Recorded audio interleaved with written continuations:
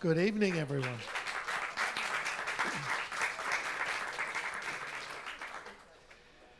For those of you who have come to so many of our events in this academic year, um, this is the last event until the new semester in September. So thank you for your loyalty. I hope you think it's been a good year. Um, Good. And what a way to conclude with a book about our man, Franklin Roosevelt, with some um, eerie overtones of problems that we seem to be, and challenges we seem to be facing again. I know our guest doesn't want to be overt about that, but feel free to ask and probe in the question. So I am very happy to welcome my friend Paul Sparrow, who was the former director of the FDR Presidential Library at Hyde Park, a wonderful colleague, a wonderful historian, very generous to me over my time here. He was also the deputy director of the one-time, much-missed, much-lamented Newseum. I think that's where I first met you, right, at the Newseum in Washington. Of course, the Lincoln exhibit. A wonderful place. It was really a wonderful place with a great rooftop, with a map of what buildings were in Washington at the time. And before that, a documentarian and a television producer. So he's had lots of different lives of interest. And now that he's liberated from Hyde Park, he has produced this wonderful, original, insightful, highly readable new book. I hate to use the word propulsive. Have you noticed that's the new term in book reviews? If something moves along well, which it should anyway, it's propulsive. This book is propulsive. It's hard to put down. And you have to say that very carefully, right? Propulsive. It's called Awakening the Spirit of America, FDR's War of Words with Charles Lindbergh and the Battle to Save Democracy, which will be available upstairs for you to purchase and get inscribed after we finish the program.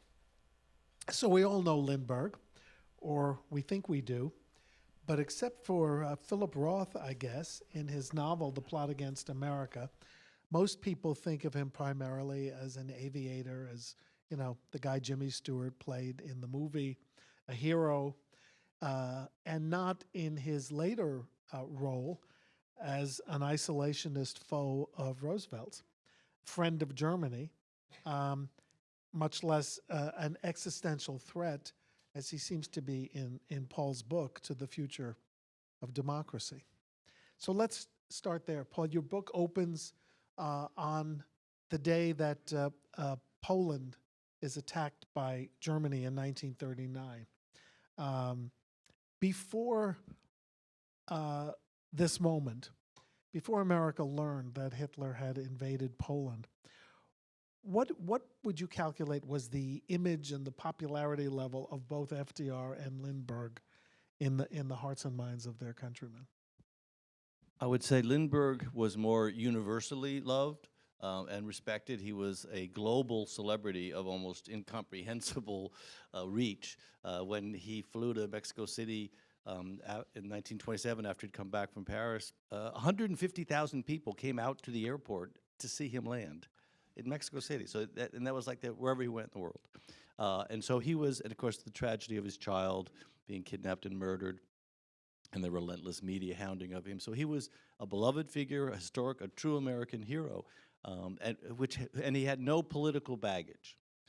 Franklin Roosevelt was also a beloved figure, but he was much more polarizing. There were a lot of people. My mother went to college in Richmond during his administration. As she said, everyone she knew referred to him as that man in the White House because they wouldn't say his name. They hated him so much. So he was a more polarizing figure, but among his fans, he was certainly a beloved politician. And of course, being elected 4 times sort of speaks for itself. Do we know if Roosevelt made any comments in the late 20s about Lindbergh's achievement. I mean, just a year later, he's running for governor of New York. He was during 1927. Of course, FDR was still in his wilderness years when he was recovering from polio and living on a houseboat and going to Warm Springs, Georgia, where he developed the rehabilitation center at what had been a rundown old resort. So he was not very much in the public eye. I mean, he spoke in the 1924 convention and then sort of disappeared again and then reemerges in 1928. So I wasn't able to find anything about him then, but there's an interesting encounter. Lindbergh returns from Europe in early 1939 and visits the White House as sort of a celebrity, and they have a conversation. And first thing FDR says is, my daughter and your wife went to the same school. It's typical FDR sort of bonding with him. And when Lindbergh tried to leave, the press had found out he was there, and they'd literally surrounded the building. And they were pressing so hard to try to get a picture of him that police officers had to push the press out of the way for him to exit the White House. So Anna and Anne went to the same school. Correct. Do we know what Lindbergh's reaction was?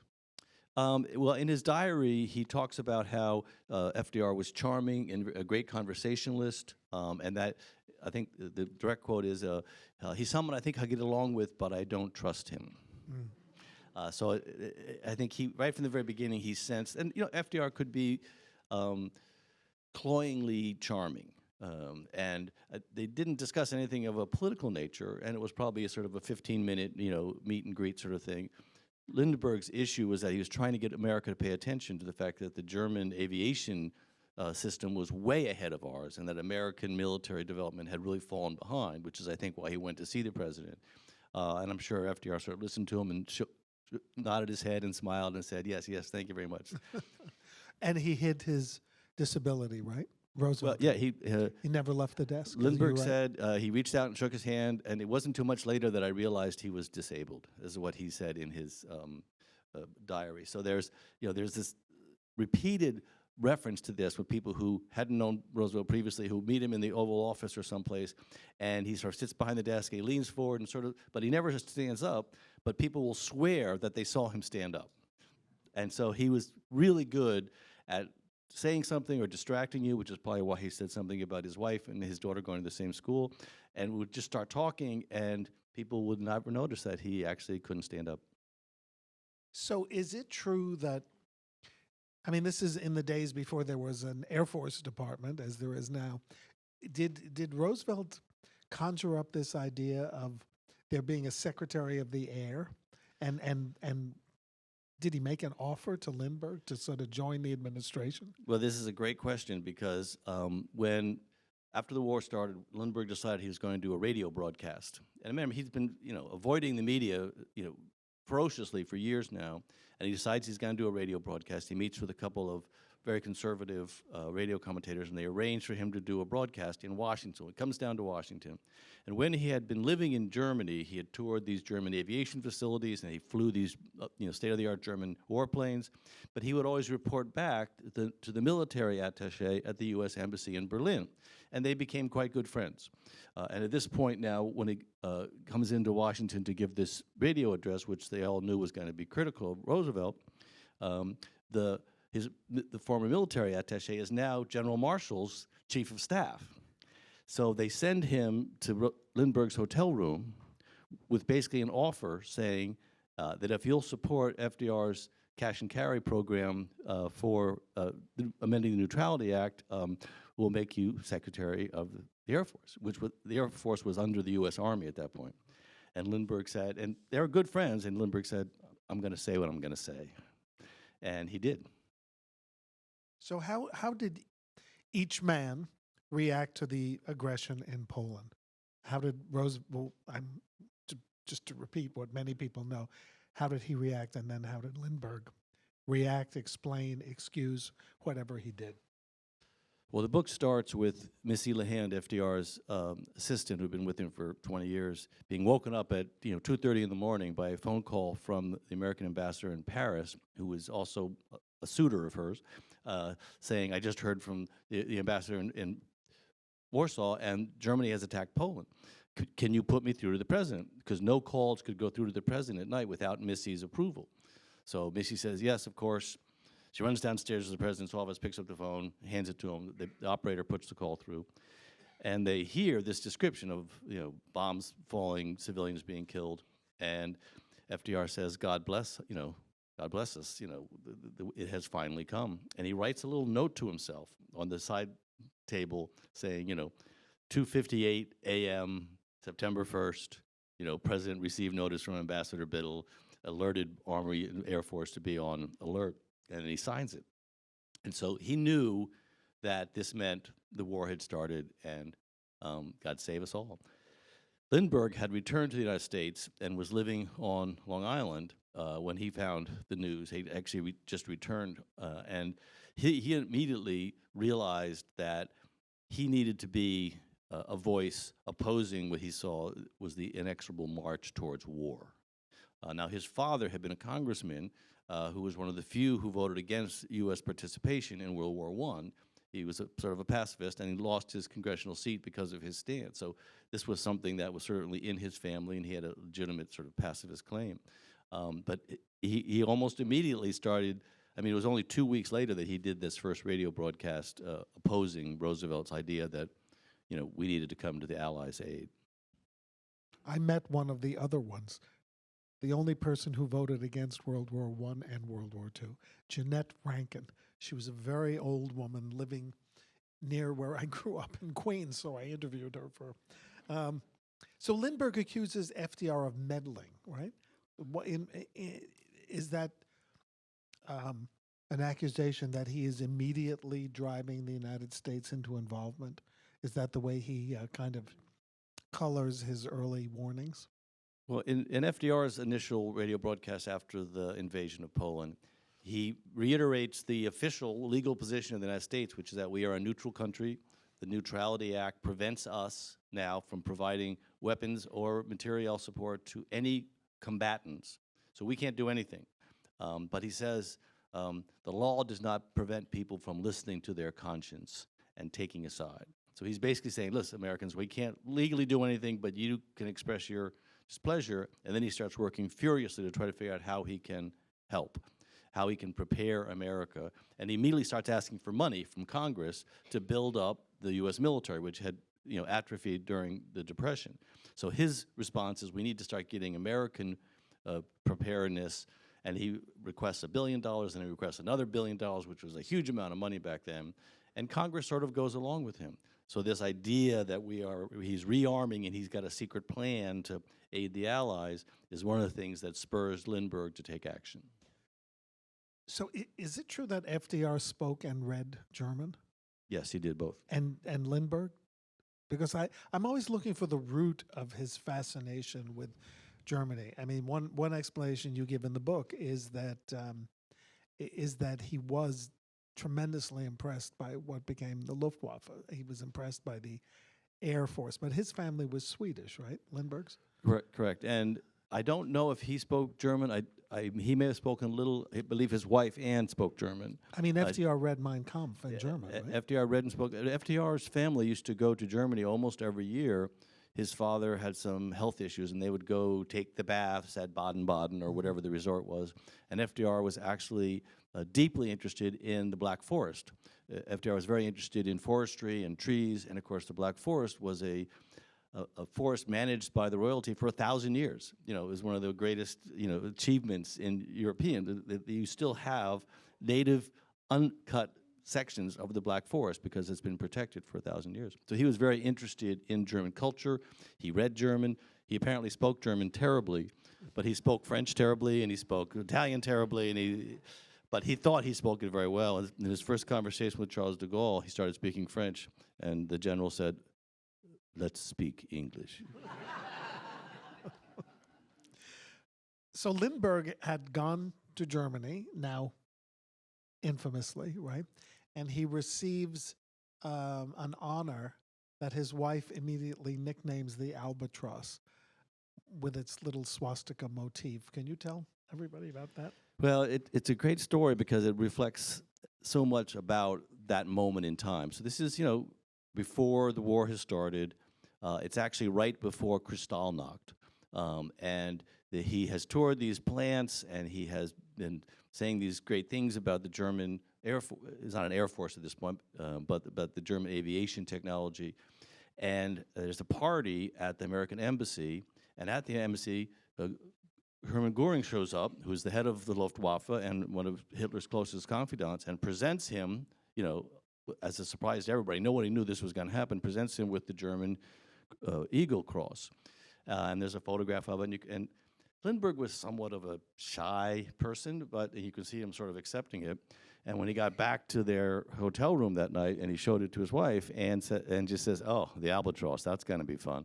And sure enough, of course, later on, Dorothy Thompson, I don't know if does anybody know who Dorothy Thompson is? Famous columnist, was kicked out of Germany by Adolf Hitler, wrote furiously about the horrors that were taking place in Germany. And, she called Lindbergh a useful idiot and a moron in her first column after his radio broadcast. So she wasn't a big fan. And she would bring this up repeatedly. And later on in the book, after the war had started and things were getting hot, Harold Ickes, the Secretary of Interior for Franklin Roosevelt, does a whole speech where he's attacking him, saying, if you really don't believe in Germany, why didn't you give the medal back? Why do you still have it? Why do you still defend keeping it? And so outraged Lindbergh that he quit his position as a reserve officer in the U.S. Army Air Force, which led to a whole series of problems and sort of exposing where his true loyalties lay. So the spine of the book, the interior spine, not the outside printing, the spine of the story seems to me, and it's very exciting, is about ping-ponging appeals to the public. Roosevelt saying something and Lindbergh reacting, or Lindbergh having a planned talk somewhere or a rally and Roosevelt responding on the radio or somewhere. And this back and forth, this kind of a great debate that lasts for 2 years, begins with major radio addresses in 1939. Roosevelt first, right? And then Lindbergh. Set the scene and tell us about the reception each got. It was very interesting to see. That was Big Ben, in case anyone was wondering. I didn't fully realize it when I started researching the book how much it was a tennis match, this hitting ball back and forth. And initially, Roosevelt never really acknowledges Lindbergh directly. But it becomes more and more obvious, and eventually he does address him personally. But there was a enormous movement in America to be isolationist. And again, it's important to remember, particularly in the early part of this, late 1939 through 1940 in the election, that a majority of Americans did not want to be involved in this European war. There was a bitter aftertaste from World War I. America had lent huge amounts of money to the Germans and the English and the French, and they had started paying it back, but then during the Great Depression, they basically defaulted on these loans, which is one of the things that led to the stock market crash in 1929. So there were a lot of Americans who were angry. We didn't have a special relationship with England at this point. And so the mood of the country was very much, we don't want to get involved. Whereas in Lindbergh's main argument was that we have two oceans, we have a large population, we have a military, we're safe, nothing can happen to us, and we can do business with Germany. So we don't want to get involved in this war, and it's not, he literally says at some point, it is not in America's best interest for England to win the war. So that's his point of view. And again, he's representing, at that point, a majority of Americans. His initially subtle and eventually blatant anti-Semitism also reflects a majority opinion of Americans. 60% of Americans, right before the start of World War II, said that Jews presented a greater danger to America than Hitler. And this was because there was political pressure to let more refugees into the country as they were trying to flee the persecution in Germany. And Americans didn't want to let them in, and which is why the quotas were never raised. So Lindbergh is speaking, and he feels he's speaking for the American public. And as he said, a small minority that controls the media is driving us towards this war, which is sort of the first hint. Which is a code word for Jews. Right, which is the first hint of his anti-Semitism. Now, Roosevelt, on the other hand, is doing two things. One is he's trying to convince the American public And the title, the idea of awakening the spirit of America, is he really believed that it was the core American value, the soul of America, to fight for freedom. And not just our freedom, but freedom everywhere. This was what defined America, that and welcoming immigrants into our country. America was built by immigrants, and he really believed these things. And so for him, he was doing this major effort of persuasion. How do I persuade the American public that this is in their best interest, but more importantly, it's our moral responsibility. There is a moral imperative here that we not turn our back on these people who are being crushed under the heels of these totalitarian dictators. And so he really had a passion for it, but he also had handcuffs because the Neutrality Act wouldn't let him do any of the things he wanted to do. So he's walking this political tightrope, and of course, in 1940, because of the war in Europe, he decides he's going to run for a third term, which is highly controversial.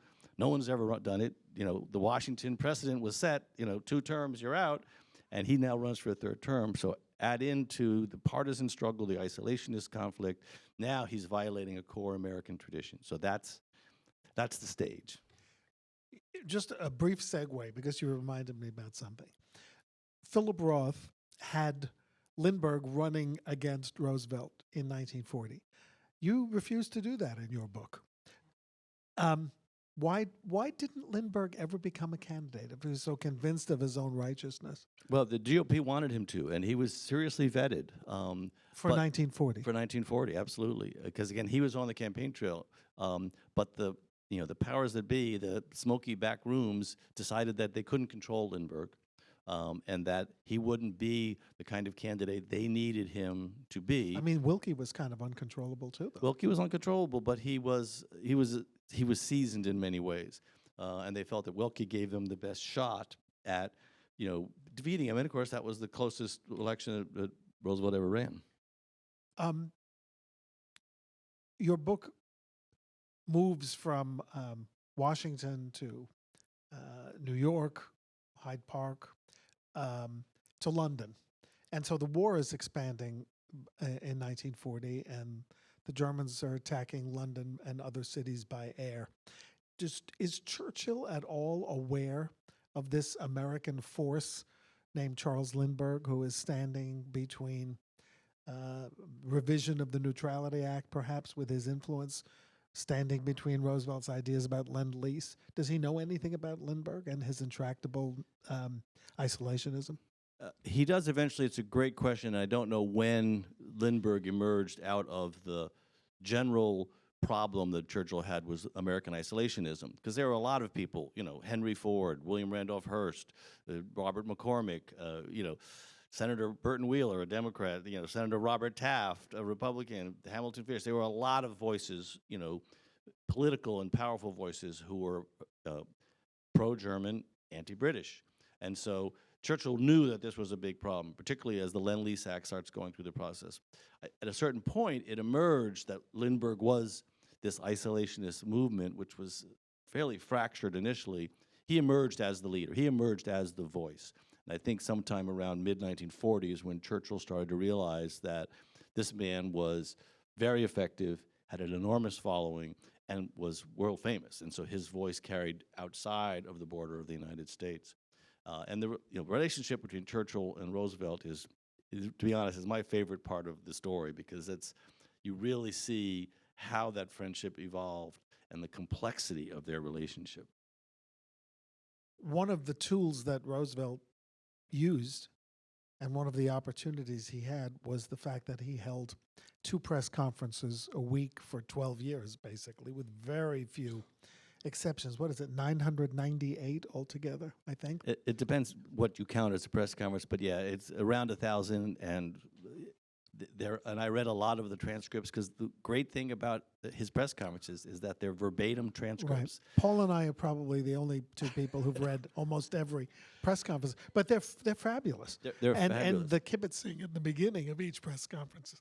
So how did Roosevelt use that opportunity to get his points across? Well, Roosevelt was a charming manipulator, and the press, the people that covered him, even those who disagreed with him vehemently, and one of the senior White House correspondents was a conservative talk radio guy, basically, back in the day, and they really liked him. They enjoyed him. And of course, they had this strange pact, I'm sure you're all familiar with this, where none of them reported on the fact that he couldn't walk, that he had braces, that he would be pushed around in a wheelchair.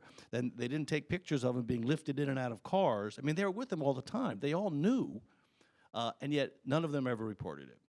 So there was also this sort of secret bond between FDR and the press about keeping secrets. And he would pick a reporter and say, you know, come in after the press conference, and he'd feed them little tidbits and little secrets, and that they could then have a special scoop.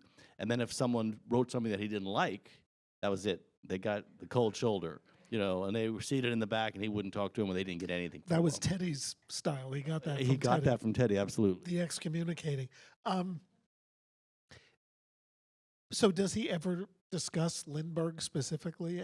Does he ever ask? I mean, these are all off the record. It's not like today's press conferences. They would ask him, may we put that on the record? And he would tell Stephen Early, do a mimeo on that, meaning they'd put it out as a press release. So it's quite different.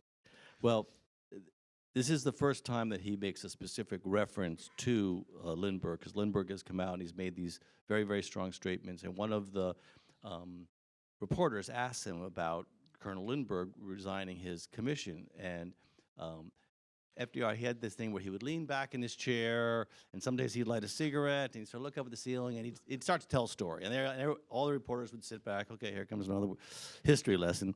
And of course, I wish I had a Civil War historian up here to help me with this. But he says, there was this man named Vallandigham who was a copperhead and an appeaser. You know, he didn't believe that the North could win the war, and he started saying we should just make a deal with them, and we should appease the South. And of course, there were the people during Valley Forge that said America would never beat the British. And he goes through this whole like history lesson. It's Vallandigham, or that's how you pronounce it. Vallandigham. And when he gets to the end of this history lesson, the reporter says, "Are we still talking about Lindbergh?" And Roosevelt says, "Yes." And they say, "Is that on the record?" And he says, "Yes." So this becomes quite a controversy to have the President of the United States personally attack a great American hero. And that was really the point at which you see the vitriol in the back and forth escalate. And I'm sure the reporters knew that, even if no one remembers Vallandigham anymore, that he was arrested by the Union Army for treason, dragged out of his house, and put on trial before a military tribunal, and convicted, and banished.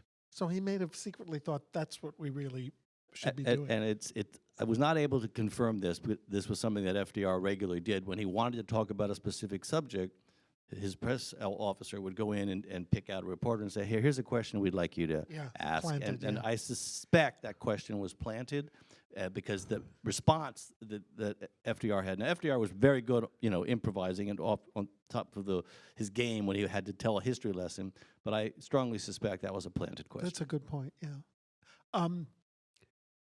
I want to turn to the other avenue of discourse, which is we did a little bit about radio, the press conference, but there are also major speeches.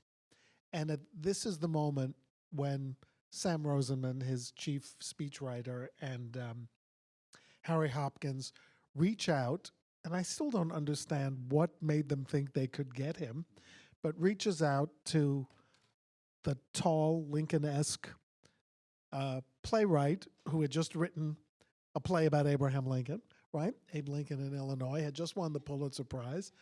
They were making a movie in Hollywood, Robert E. Sherwood, and they convince him to join the team. And he's the one who comes up with what I hate war, right? How does he change the equation with his genius? So there were three main players on the speechwriting team. Harry Hopkins, who had been his advisor for years, you know, it goes all the way back to his term as governor. There was Sam Rosenman, who also dates back to New York State Supreme Court Justice, very close friend. And they were very sort of political, policy, wonky kind of guys. Robert Sherwood brought a poetry to this prose, and he brought an elegance and a sophistication of language and really just lifted up. One of my favorite scenes in the book is where this right before the end of the 1940 campaign, Wilkie's really closing in. It's a tight race, and you know the boss says, you know, we need some fresh blood. And so Hopkins, the disheveled guy, goes up to New York, meets with Sherwood, has this whole conversation, and at some point Sherwood says, what am I doing here? He goes, come on, let's go meet, maybe it was Rosamond, let's go meet Hopkins. And they walk across town, they go into this room. And this is Columbus Circle area, yes. right? Back and forth, on Central Park West. And they sit down, and they start going back and forth, and Sherwood again says, why am I here? And he says, well, we need some new blood, and you're it. And he goes, why would you pick me? And they have this big, long argument, and Sam Rosenman slams his hand down on the table and says, you know what? There comes a time when you have to write the speech, and that time is now, so let's get to work. And that was it. That's how he got put on the team. Can I just add a little bit about my theory about Sherwood? Sure. So Abe Lincoln in Illinois, which is being revived right now in the Berkshires. I just heard the guy who wrote Proof is directing, so it's sort of an evergreen. It is, in a way, an absurd play.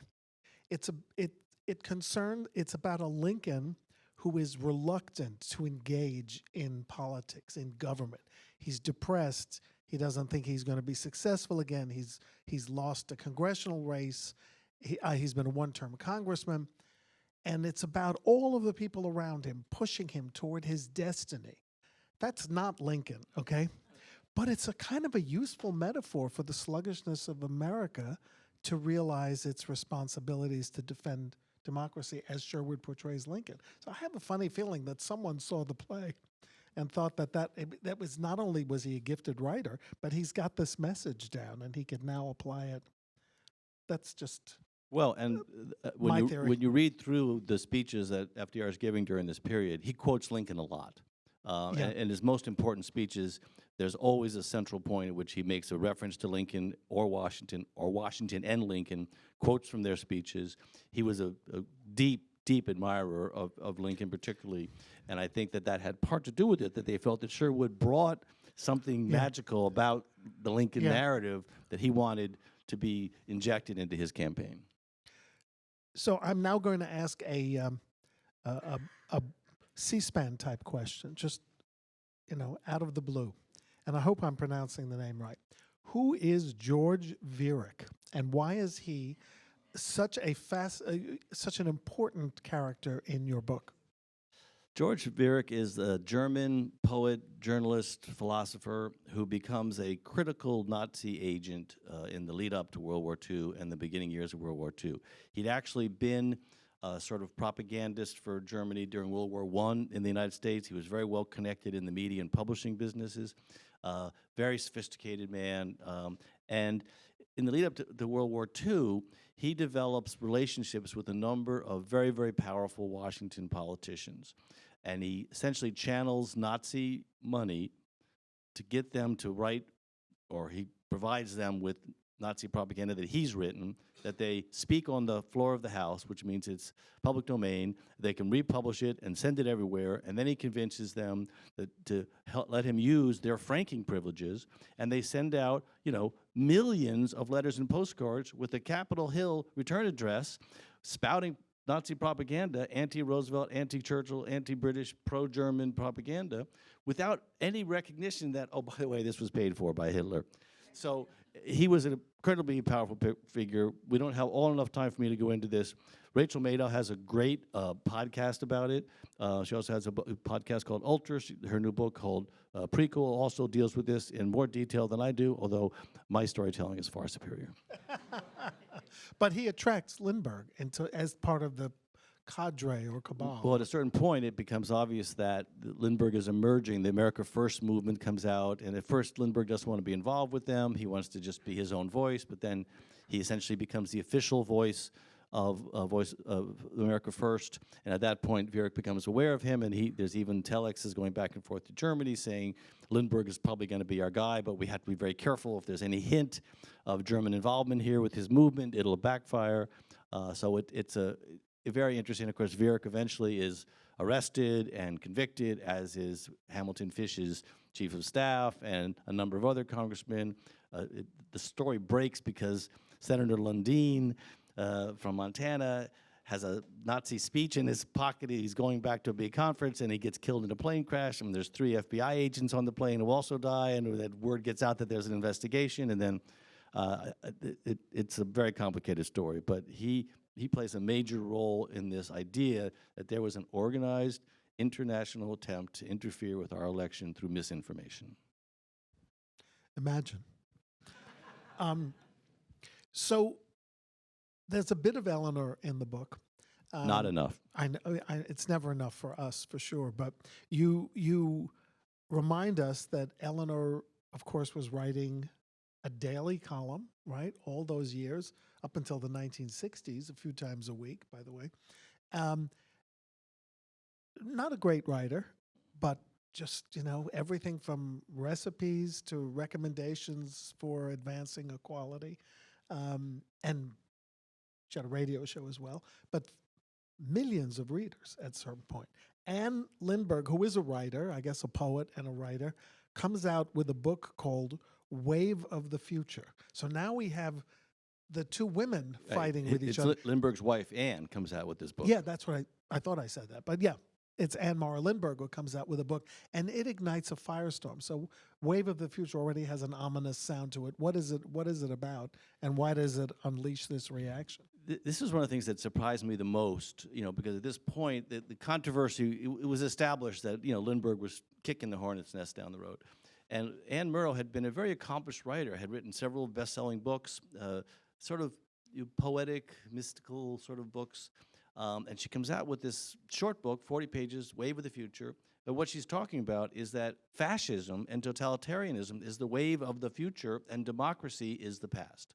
And she comes out with this to try to help explain her husband's point of view, because she feels people don't understand what he's really trying to say. And, it became an instant bestseller and the most loathed and detested book, in that entire period. So it sharply divided the country. She was shocked by the response. It was what sort of a bubble they lived in. And she was also pregnant at the time, so she sort of, after the controversy of her book, she sort of withdraws from public light. But it ignited an enormous controversy. And in fact, in a speech FDR gives, he talks about, yes, some people say that fascism is the wave of the future, quoting her book without actually using her name, but we know it's not. We believe in democracy. The story is not over. And so that's how sort of personal it got between them, that he uses her title as a attack point. So FDR is renominated in 1940, and he makes a speech, but he doesn't go to the convention. He makes a speech by radio, and then Lindbergh holds a huge rally, right? Or is the feature at a big rally. And this ping-ponging now continues into 1941, right? It's a remarkable number of events where Roosevelt's radio speech is followed by a Lindbergh rally, and some of these rallies are kind of scary the way you describe them. Tens of thousands of people stamping and cheering and hearing things like Churchill is wrong, they ought to negotiate, they ought to submit. So the Democratic Convention in 1940 happened at the Chicago Stadium, and 2 weeks later, Lindbergh gives his speech in the same stadium with his crowd that's just as big. I mean, it's packed wall to wall, banners, bunting, American flags. It's pretty wild, and they get increasingly sort of harsh in the tones. And again, he's often on stage with Senator Wheeler, a Democratic senator, the isolationist, Robert Taft, other well-known politicians, and a number of sort of surprising figures who were isolationist, celebrities, architect, Buckminster Fuller, people like that. You're like, really? And so the intensity of these addresses keeps going up and up and up. He has a big rally in New York City, and then he comes back and has an even bigger rally at Madison Square Garden. And then, of course, he does the famous rally in Des Moines, where for the first time he says the 3 groups that are most influential in driving us to war are the British, the Jews, and the Roosevelt administration. And he goes on to say, I don't know why the Jews are doing this, because it's going to be really bad for them. And you know, you can imagine he finally comes right out and says it, and there's this explosion in reaction, and a lot of the sort of more moderate people who had been legitimate anti-war protesters, because the America First movement actually started on college campuses, they pull out, but the very pro-Nazi, pro-Hitler, pro-German surge into America First, and the membership, you know, rises to about 800,000 people, active paying members. So this is a moment where really the masks come off. How allied, if at all, directly is Lindbergh with Father Coughlin?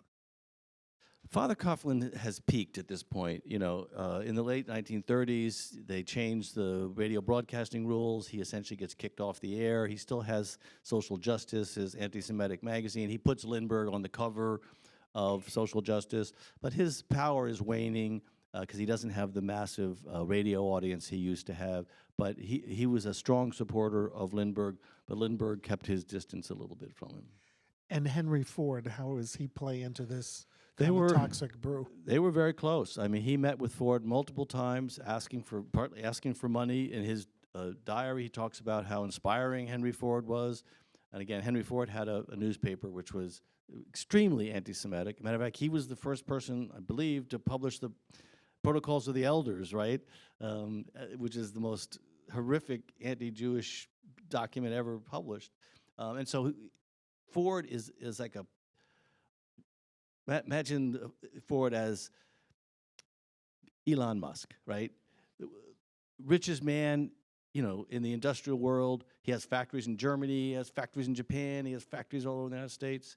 You know, he made something like $14 million in 1 year. So he's an incredibly powerful figure, and he is the sort of financial backing of Lindbergh. And in fact, we'll get to this at the end, but you know, he ends up hiring Lindbergh. So we're still a year from Pearl Harbor. What is your analysis of what the election results indicate about American popular opinion? I mean, Roosevelt is talking about a peacetime draft. He dumps his vice president for a much more left wing Henry Wallace.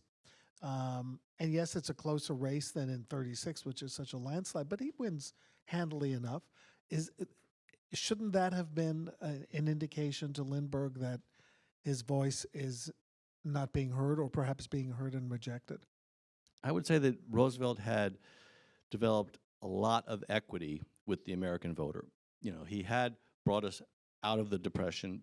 At this point, as he was gearing up for the reindustrialization and what he termed the arsenal of democracy, you know, funding factories, unemployment was dropping dramatically.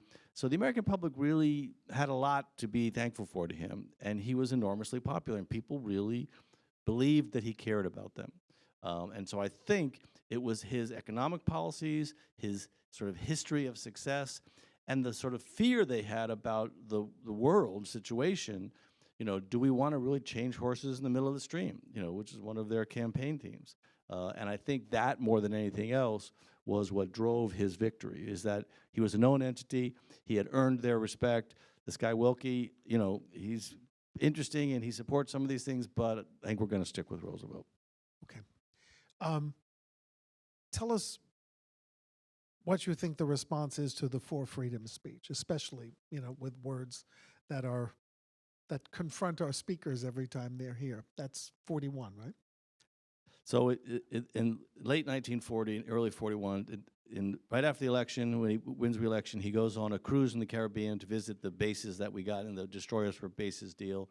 He gets this 4,000-word letter from Churchill basically saying, we're broke, you got to help us, this is a desperate time.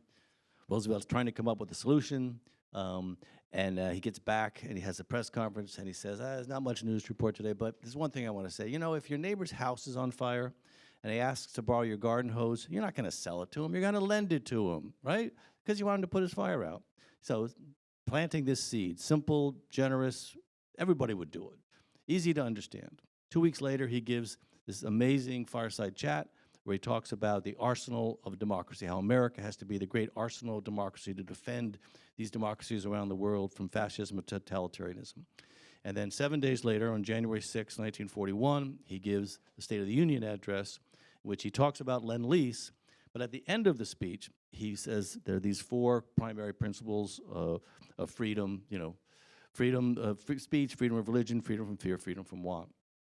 And this becomes really the core message that he's trying to drive home for everything. But it lands with a bit of a thud initially. Despite enormous amounts of time and propaganda, they put out these leaflets, they put out all sorts of stuff, and it sort of resonates, but it's not a home run. It's not the only thing we have to fear is fear itself. It's not you have a rendezvous with destiny. And so in late 1942, early 1943, Norman Rockwell gets a commission to do these four paintings for Saturday Evening Post. And he does these four paintings. And you've all seen them, they're really compelling paintings. And they sort of rejuvenate the four freedoms, and this is the point of the war, comes out right about the same point of the war where the tide is shifting, and the Allies are now starting to finally have an advantage. And they're starting to push the Germans and the Japanese and the Italians back. And so it sort of comes to this great moment, and it becomes this driving force. And then, of course, after the war, it's incorporated into the United Nations Universal Declaration of Human Rights. But it really was, it's his articulation. Those are his words. He wrote that. It wasn't the speechwriter, it wasn't the team. He wrote those words, and he really believed them, particularly the last line of each of the four freedoms, everywhere in the world. So you paint a scene at one event that I was particularly gripped by. And I know our audience will not believe that there was a day when congressional hearings could get very partisan, because we don't have that anymore. But there's a hearing on Lend-Lease, right? This is the idea of lending, war supplies that we don't need to Britain in its hour of need. And Lindbergh actually says he doesn't really have a horse in the game between England and Germany. His sympathies are with the people of Germany and the people of England. And as you describe it, he gets a standing ovation from the Republican members of the committee. Not just the Republican and some members. Democrats. The entire committee stands up, 25 members, equally split. They all stand up and give him a standing ovation when he's finished. And he specifically says, it is not in the best interest of the United States for England to win the war. And the Congressman, the Democratic Congress pushes it back and says, well, who do you favor, Nazi Germany or England? And he says, I don't favor either of them. And then they push him, and he basically refuses to condemn. And at this point, everybody knows what's happening in Germany. The Jews are being persecuted. They're being sent to concentration camps. There's mass killing going on in Russia. So the word is out. It's really hard to defend Nazi Germany at this point the way he had defended it earlier, which is that Germany's just doing the same thing that France and England did 100 years ago when they had colonies all over the world, and they would conquer colonies and take their resources. Why was it okay for them to do it 100 years ago and it's not okay for Germany to do it today? So this was this sort of a remarkable moment that he comes out and says this. And after he says this, when he stands up to leave, because he answers questions for 4 hours, the whole committee stands up. The chair of the committee says, Mr. Lindbergh, you are the greatest witness we have ever had. Thank you for your service. And as he stands up, the entire committee stands up and applauds him.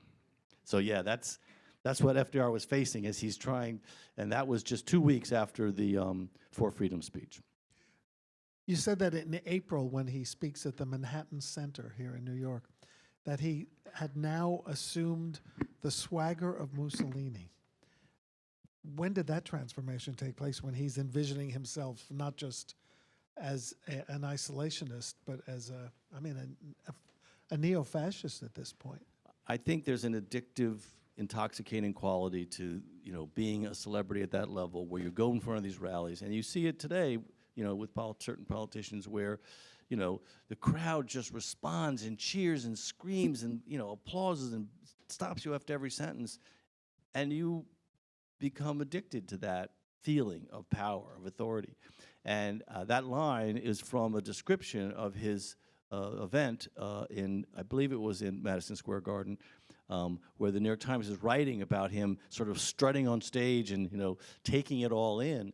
And around the same time, there's a photograph that's released and I'm not sure if it's the same event or not, but where he's on stage with Senator Burton Wheeler, and the picture is Lindbergh doing this, and Burton Wheeler right next to him doing this, and there's a description of multiple audience members giving the Heil Hitler salute, and I believe the New York Times quote, German accent was prevalent. Now, Lindbergh denied it was a Nazi salute. He said he was just waving to someone in the crowd. There's no way to know what his true intent was, but there's no question the image combined with the language, combined with the audience that he was speaking to. There were a number of German Bund members there. There were Nazi insignias on people's jackets, and the people in the audience were clearly giving Nazi salutes. So this is the point where, there's no question about what's really happening here. And this is when Walter Winchell gives that famous remark which you quote. This is the moment when Lindbergh's halo becomes his noose. I like that. That's pretty good writing. Yeah, he had a way with words, that guy. And he was Jewish, which most people didn't know, so I think he was taking it personally as well. So inevitably, inexorably, the book takes us to Pearl Harbor. And Roosevelt, of course, plays with that great speech and makes it even better and delivers the day which will live in infamy speech. What does Lindbergh say after the attack? When, of course, Roosevelt asks for a declaration of war, not just against Japan, but against Germany. So on December 8th, Lindbergh comes out with a statement saying that America has been attacked by the force of arms, and we must retaliate with the force of arms, and all of us must come together to defend America. Regardless of the errors that were made to get us here, and whether we agree or disagree with the policies that were done, we must now all pick up arms and defend our nation. So he sort of says it, and literally, there's a meeting at the America First committee in New York, and there are 2 undercover agents at this meeting because the FBI had been tracking them very closely. Lindbergh doesn't know this, and he's asked to say a few things. And he basically gets up and says, we have to put our head down, we have to just wait. Our time will come when we can reemerge, but for now, we have to wait. And one of the things that he says repeatedly in private is that America and Germany should have been allies to fight the Asian menace. So, or the yellow danger, as he puts it. The yellow danger, I think, is the term he used. You're right. So I got that from your book. I didn't know that. So that's what's happening, and of course now they report back. So there's transcripts of what took place at this event. But then Lindbergh wants to serve, right? I mean, he had relinquished his officer status in the reserve, the U.S. Army Air Force, and he goes, and he was very good friends. He was very popular with the senior military leadership, especially Arnold, who was the head of the Air Force, because he had been providing them with all this information about the German Air Force prior to the war. And a lot of them, kind of agreed with him up to a certain point. And so, he goes and says, I want to submit, and I'll be a pilot.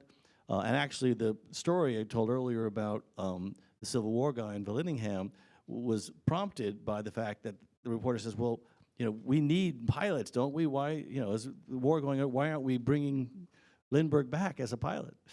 And so he's turned down by the Army, Air Force. He's turned down by all of the private aircraft manufacturing companies. No one will hire him because Roosevelt had said to a group of senators, I'm going to clip that young man's wings. So nobody wanted to touch him. Who gives him a job? Henry Ford. Because Henry Ford has just built Willow Run factory, which is an extraordinary achievement. It's a mile-long factory to build these B-24 bombers. And they were having real production problems. They were way behind schedule. Matter of fact, Roosevelt, who hated Ford, and Ford hated Roosevelt, went to the Willow Run factory and confronted Henry Ford by saying, what the heck is going on? We need these bombers. And FDR was actually good friends with Henry Ford's son, Edsel, and Edsel was sort of trying to act as an intermediary. But he hired Lindbergh to come in and help make the factory run more efficiently, improve the design of the planes. He worked for Ford for a number of years. And then towards the end of the war, as a private consultant, he went to the Pacific on his own money to help the U.S. Marines improve the efficiencies of their fighters. And he extended the range of these fighters from 600 miles to 900 miles. He made them more maneuverable. He made them better control and really made a huge difference. And ended up flying 50 combat missions as a civilian. So, it's a complicated story. It's a complicated story that Paul Sparrow has made engaging. Did I mention propulsive? Propulsive is a good word. And sophisticated. And I have to say, in the end, although, as he puts it, Lindbergh goes from Jesus to Judas in the book, it's pretty frightening.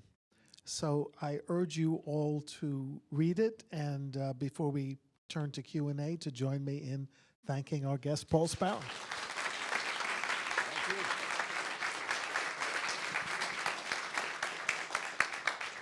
So we have two volunteers with microphones, and we need you to wait for the mics because we're broadcasting on live stream here and Zoom. Ralph, wait for the mic.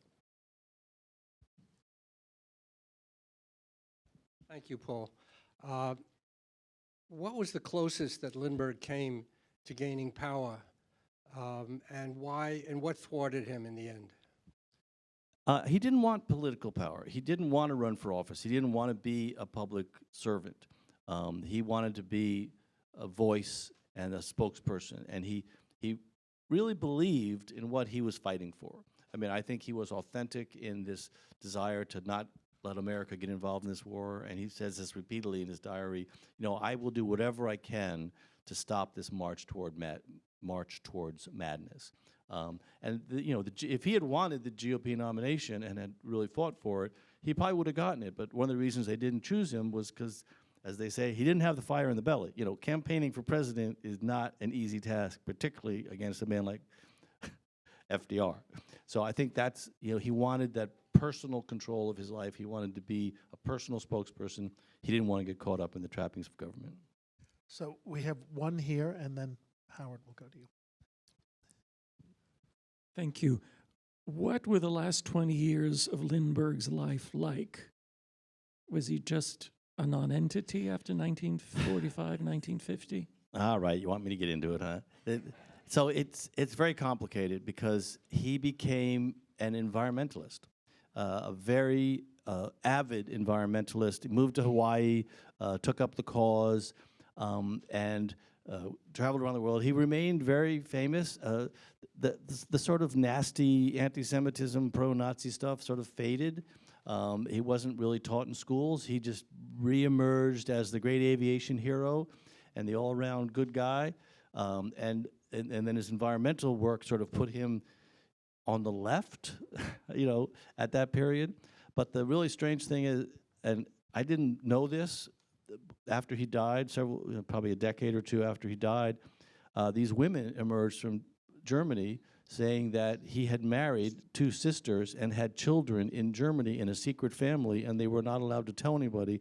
And when one of the mothers died, the daughter came forward and had a DNA test to prove she was Lindbergh's daughter, illegal daughter, not illegal, I mean, announced daughter. And when became a big story, and when the reporters asked her, well, why was it such a big secret? And she said, well, he didn't feel his American children were Aryan enough, and he wanted German children. I know. Okay, what question here? Howard, try to top that. Well, I wouldn't possibly try to do the Southern accent you did at the beginning, but you talked about, I guess it was Lindbergh's mother who said, with this wonderful accent, that man in the White House. What's the backdrop to that? What was the sentiment in saying that? Well, so my mother, who was born in Connecticut, went down to Richmond for her college, and so suddenly she's immersed in this Southern culture. And many of the Southerners really hated FDR, but not as much as they hated Eleanor, because Eleanor was such a strong voice for civil rights and for black rights. And so the Roosevelts were really detested in certain parts of the South, particularly in this area in Virginia, Richmond, which was the capital of the Confederacy. And so the people she lived with, that's how they referred to him, as that man in the White House, because they refused to say his name. So it was my mother, not Lindbergh's mother. Yes, back here. What was the nature of his anti-Semitism? Did it precede his involvement with Germany? Was it religious? Was it ethnic? What do we know about that? Great question. I don't have a authoritative answer on it. There are indications from fairly early on that he was, like many Americans, especially Midwestern Americans from that era, strongly anti-immigrant and anti-Semitic. And I think the conditions in the late 1930s, as Europe descended into this chaos, as Germany continued to persecute the Jews, as this issue of refugees coming into this country, the anti-Semitism came out from under the white hoods of the Ku Klux Klan and became part of popular sentiment because people were speaking out. We don't want those refugees coming into our country. I mean, when the opportunity came to allow 10,000 Jewish children into this country, it was voted down by Congress because it was overwhelmingly unpopular among the public. So again, he wasn't singular in his sort of intrinsic anti-Semitism, and I think as he took on this role, it gave him opportunities in which to express his anti-Semitism, first using the trope of they control the media, but eventually just coming right out and say they're manipulating the Roosevelt administration. And of course, a lot of the right wing felt that Roosevelt was, they called it the Jew deal, that they accused him of being Jewish. There was such animosity and such vitriol directed at them that the emergence of specifically anti-Semitic comments in his speeches later on, I think it was just inevitable. We have two in a row here. Start with the men. Yeah, that's good. Thank you. How would you characterize the differences, if any, between the positions of Lindbergh and Joseph Kennedy? That's a really great question. So Joseph Kennedy, who was FDR's first head of the Securities and Exchange Commission, as FDR said, who better to put in charge of the hen house than the fox? He had become the ambassador of the Court of St. James in England. He lived in England, and he started being very open about his belief that England was going to lose the war. We should be supporting Germany. We can work with the Germans. Why are we backing the losing horse in this race? Which is why he was removed as the ambassador to Great Britain in 1940. So I would say that Kennedy's anti-Semitism was more cleverly masked. There was no question that he felt strongly, he again was anti-refugee. He didn't think the British had what it would take to defeat Nazi Germany, and he wanted to back a winner. He knew Churchill fairly well, and he was a very, very powerful man, but I think his anti-Semitism was much more subtle and cloaked than Lindbergh's became. And then right in back here. So I'm sort of interested in what happened when Lindbergh was seen giving a Nazi salute. I understood that moment as nationally the fever broke.